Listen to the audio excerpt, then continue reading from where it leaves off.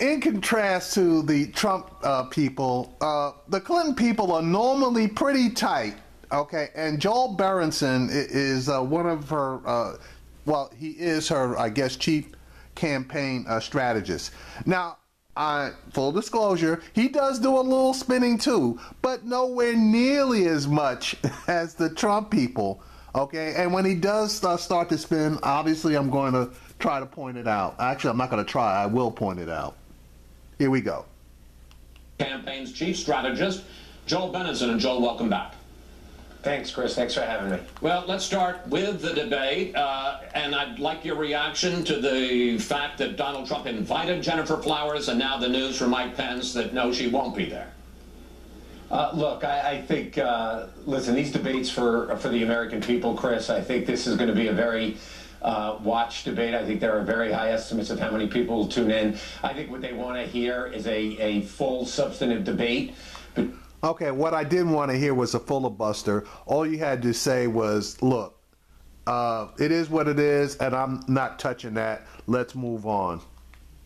Between Hillary Clinton and Donald Trump, so they can make a judgment about which one of these people actually has the experience, knowledge, and judgment to implement plans that'll make a real difference in their lives. That's what Hillary Clinton's going to be focusing on, talking to the American people about their lives, what she's going to do for them, how she's going to get things done that'll help them get ahead.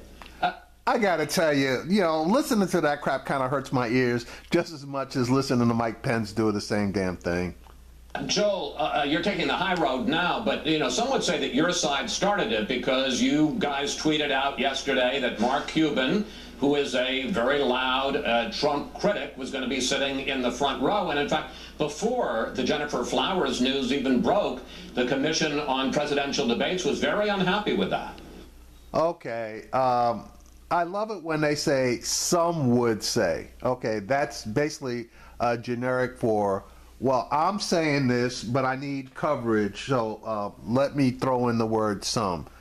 And this is the first I'm hearing about the people that are responsible for the debate being upset, and I normally keep up with that stuff. I could be wrong, and they could be upset, but this is the first I'm hearing about it. Well, I didn't hear anything about what the commission said. I think Mark... Neither did he. Cuban is a successful businessman. He believes in things like profit sharing to help get wages rising. I think he did that at some of his businesses. I think that's important, is the economic lives of people. And I think the fact that so many business people are endorsing Hillary Clinton because she has an economic plan that will work for growing our economy, but growing it in a way that's fair and that helps get incomes rising for working Americans, which is the biggest economic challenge we face. As opposed to a candidate like Donald Trump, who says he thinks wages are too high in America and we should get rid of the federal minimum wage. I think it's legitimate to have a business person sitting there who's been advocating for you because of your economic policies. All right, that long filibuster could have been cut out, and he could have used that last sentence to bring the thing to a head. That last sentence perfectly stated their position. As I discussed with Governor Pence, in the wake of these terrible police shootings, the violent protest in Charlotte, that will almost certainly be a prime topic tomorrow night. I want to ask you about something that Clinton said this week. Here it is. We have two more names to add to a list of African Americans killed by police officers in these encounters. It's unbearable, and it needs to become intolerable. But Joel, Charlotte police say that when Keith Scott was shot, that he was armed with a gun. And when you look at the wife's video, it's apparent that the police shouted at him to drop the gun 12 times in 38 seconds. So why is Clinton siding with the protesters against the police, saying that this is intolerable and not a reasonable response from the police?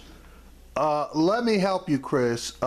First of all, police shouting drop the gun doesn't mean shit, because police always shout drop the gun or stop trying to get my gun or stop resisting, even when there's video evidence that none of those things is occurring. So for them to say drop the gun while the man is inside of his car is a bunch of bullshit.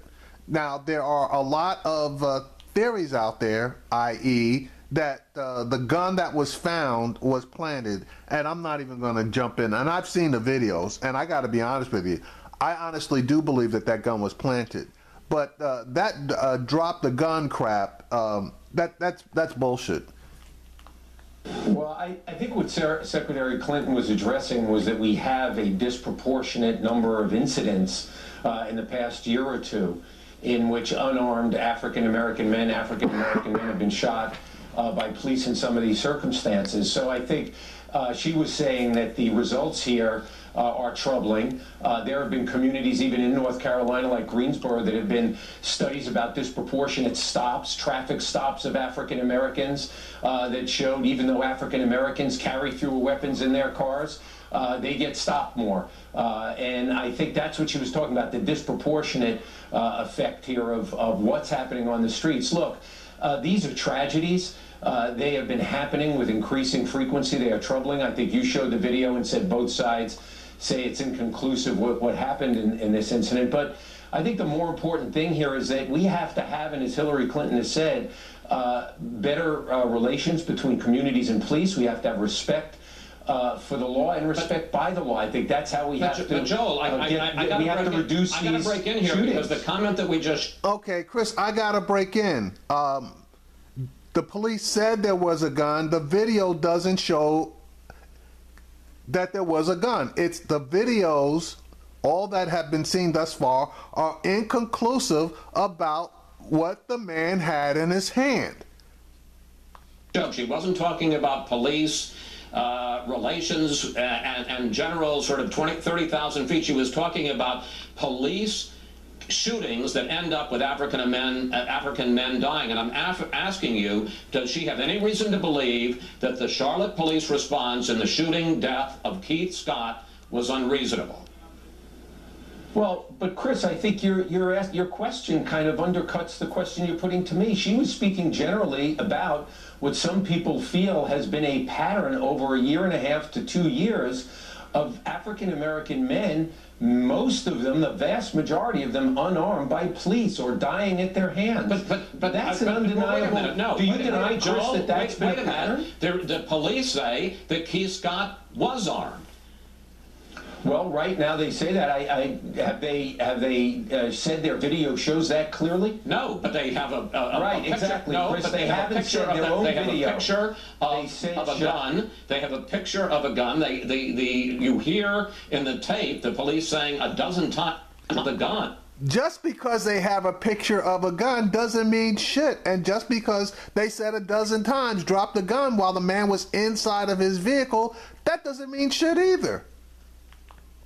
And the police chief, who is African American, says that the police acted responsibly, but Hillary Clinton seems to think they didn't. And a lot of people think they didn't, because the man was shot with his hands down at his side. He never pointed the weapon. He was retreating. There was no reason for them to get him out of his car. Rolling a joint, which I still don't believe that they saw, okay? But rolling a joint is not really, it's not a felony. It's a minor misdemeanor. Having a gun in your car is not a felony. It's not even a misdemeanor. It's legal in North Carolina. I think we ought to wait for the end of the full investigation, Chris, and unfortunately, there have been other shootings like this where police said somebody was armed, they turned out they weren't. Let's let the investigation run its full course. Would you agree that Hillary Clinton should do that as well? Well, I think she did. Her comment was a general comment about, as I said before, Chris, and I think it is not an unfair or inaccurate comment, that we have had too many shootings here of usually black men, many of them unarmed in these circumstances, where the police say they felt threatened, the person had no weapon. We have to get to a better understanding of how to stop those kinds. Look, Hillary Clinton has been a supporter of law enforcement throughout her career. She's the woman who, after 9/11, went to fight for health benefits for our first responders. She saw what they did down there at the Trade Center afterwards, going into buildings to rescue people, breathing air that officials told them was safe. Turns out it wasn't safe. She went to bat for them to get the health benefits they needed to recover. All right. All right. I got to give him a pass on that filibuster, because he did come shoot straight as far as answering Chris's questions, and Chris tried to twist that around, and Berenson was pretty good at to bring him back to the target. Let's turn to another issue. We learned on Friday that as part of the FBI investigation into Hillary Clinton's private email system, that Cheryl Mills, her chief of staff when she was Clinton was Secretary of State, that she was one of the people, 5 people, who received limited immunity. How do you explain that, Joel? I call that actually a good move on Cheryl and the 5 other people to basically limit the focus and targeting of the email investigation. Smart move. Well, Chris, I think you're probably familiar with what limited immunity is, and it's fairly routine when police and law enforcement are investigating a particular issue, and you're sitting down with them to give full cooperation, turn over materials, hand over computers, Blackberries, whatever. They narrow their scope of their investigation to the issue at hand. And so what limited immunity is, anything else, is irrelevant to them at that. They're looking at the specific investigation, and that's what limited immunity means, Chris. I believe you know that. So it's fairly appropriate and routine when people are sitting down with them, turning over a wealth of materials that have nothing to do with the investigation at hand. Well, yeah, and Chris knows that, but that the word limited immunity is like big red lights, and people's ears perk up when they hear the word immunity, even though limited is in front of it. it had something to do with the investigation. They wanted the laptop for a reason. If I may just ask the question, if Clinton, well, I'm trying to ask a question, Joel. If Clinton did nothing wrong, if no one on her staff did anything wrong, why did Cheryl Mills ask for and receive immunity, limited immunity, from criminal prosecution in this case? So that whoever was asking the questions couldn't go on a fishing expedition looking to dig in and get information and happen to come across something else. That's why you request and keep your mouth shut until you get limited immunity. Because the reason for that, Chris, is so that if you're handing over a vast amount of materials, something like your computer or your BlackBerry or whatever, it could be files that they want that are not germane or relevant. It could be conversations with anybody else, your accountant, somebody. Law enforcement offers this up to you to encourage you to sit down and provide they didn't offer it to her. Cheryl Mills asked for it.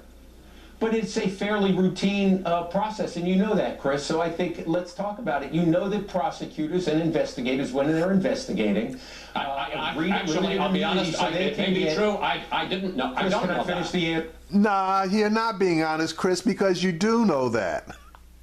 You've been around long enough to know that. Hell, I know that, and I'm nowhere near in the position that you're in as far as the knowledge base that you're supposed to be able to draw from. Quickly, so that they can get a good look at the information that is germane to their investigation. That's what they wanted. They wanted to make sure they had access to Cheryl Mills' information about email. Finally, I've got about a minute left, and I want to ask you about one other thing you heard. Sure. Mike Pence go on about the differences between the Trump Foundation and the Clinton Foundation, and he said the Clinton Foundation was pay to play. You gave money to the foundation, you got special access to the State Department. Your response to that? The calendar does show that more than half the non-governmental people she met with were donors to the foundation. No, 85 people out of over 2,000 people. No, 85 out of 150. Oh, now this is funny because Joel busts them on using old information.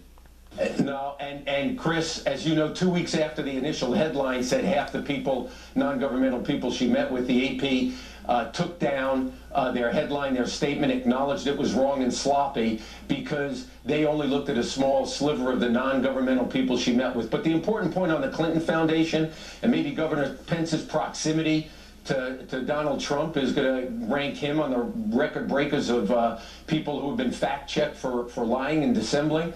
The fact is the Clinton donation discloses all their donors. Governor Pence should know that. The Clinton Foundation money has gone as an A rating from Charity Navigator because 90% of the funds it raises go to life-saving AIDS drugs for half the people with AIDS around the world, better food for our school children, and neither of the Clintons ever took a dime from that foundation. In fact, they donated millions to their foundation, as opposed to Donald Trump, who didn't put a nickel in for 7 years. And in fact, if he's given any money to charity through it, it was other people's money, not his own. Joe, we're going to have to leave that. I suspect there are a few things that you said there that the fact checkers will look at, but you know, that's happened. I welcome them. There you go. Thank you. Thanks for joining us. Always a pleasure to talk to you, sir.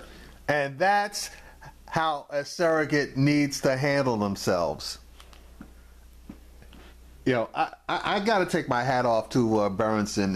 When he comes on, he's ready with answers to questions. Now, don't get me wrong, I'm going to probably end up, I'm going to end up voting for Clinton, even though she damn sure wasn't my first choice, and she basically is my last choice because Trump is not a choice, and I can't vote for third parties when they got no shot at winning. So, but I'm still going to point out, bullshit when I see it.